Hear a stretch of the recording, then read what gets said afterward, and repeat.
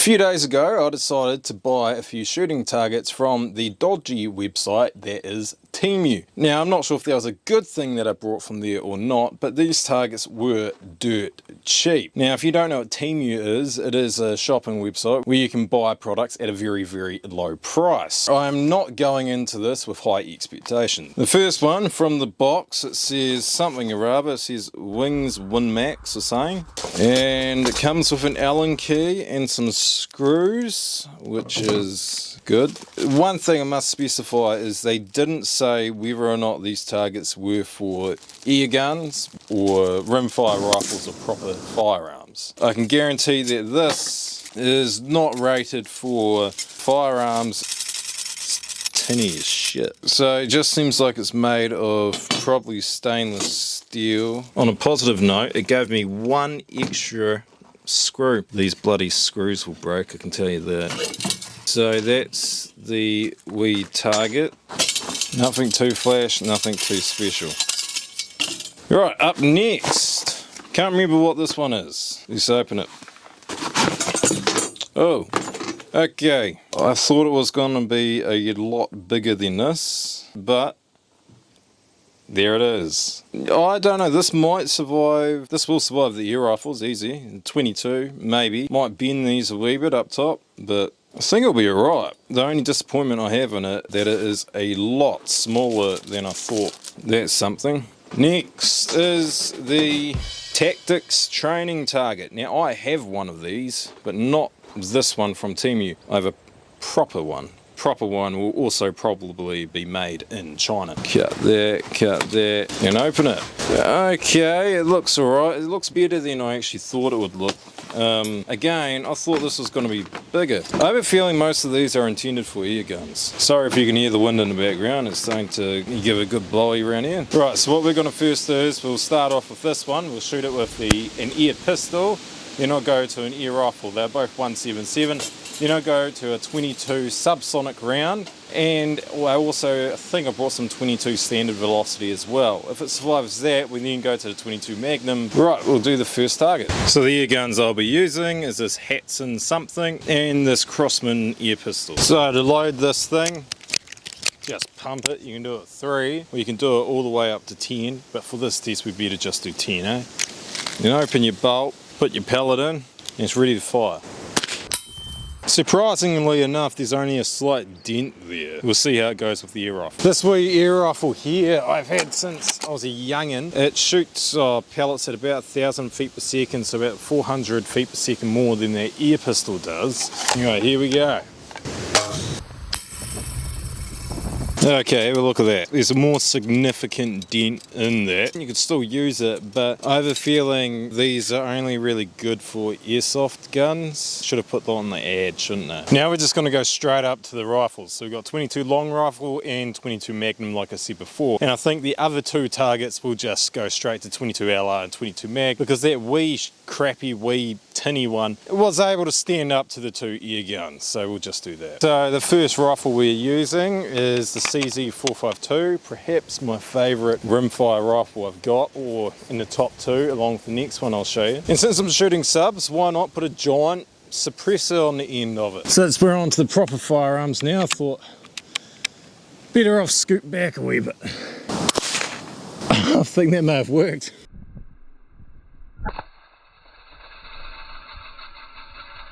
was aiming right here, but the rifle sighted in for 50 meters. I'm only about 20 away. So, oh well, it didn't do as much as I thought. So I forgot to bring any high velocity, but what I have is this Winchester PowerPoint, which is above subsonic, so it has a wee crack. And I also have some hyper velocity ammo, which is the CCI Stinger, which will be interesting to see. Try and get it in the middle this time.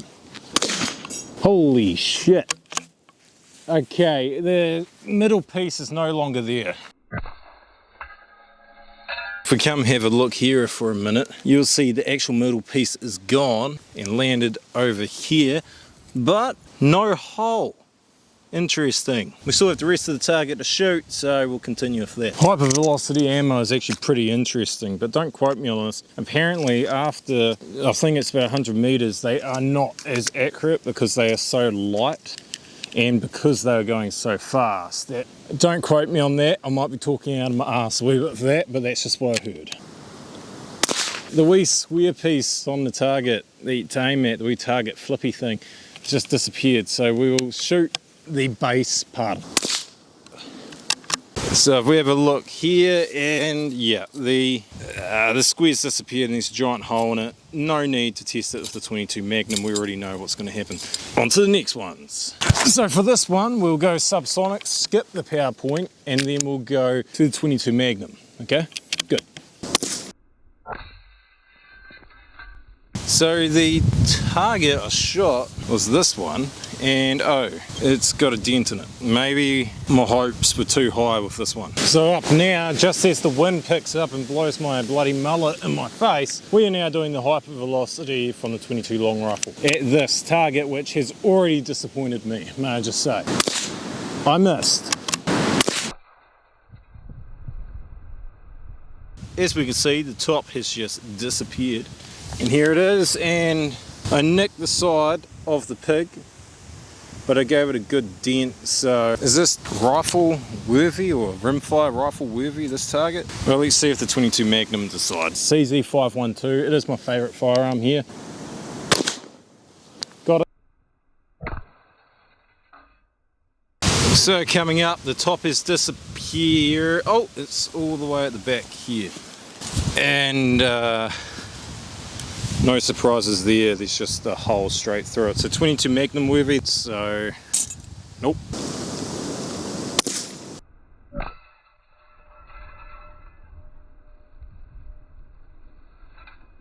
And we come around here, the subsonic, it caused a significant dent. Okay, this is, yep.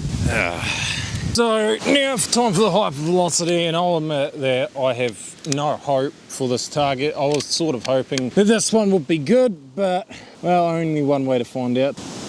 That sounded like it hurt it. And the wind blew over the camera, so no slow-mo of that one. Here we go, hypervelocity, and it nearly punched the hole right through it. So the Magnum, yeah, I think she's gone. Let's see. Sure did. It's still standing, and there's a hole clean through it. It's not standing anymore.